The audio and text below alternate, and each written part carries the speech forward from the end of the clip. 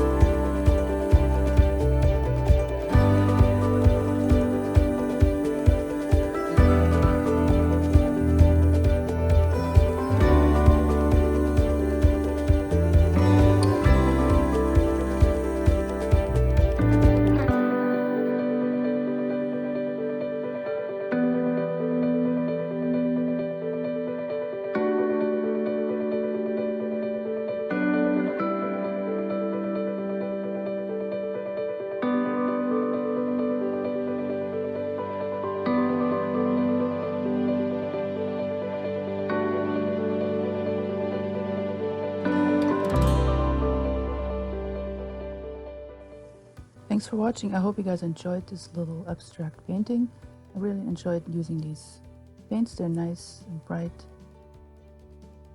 and I definitely recommend them. See you guys in the next one. Don't forget to subscribe, like, and share.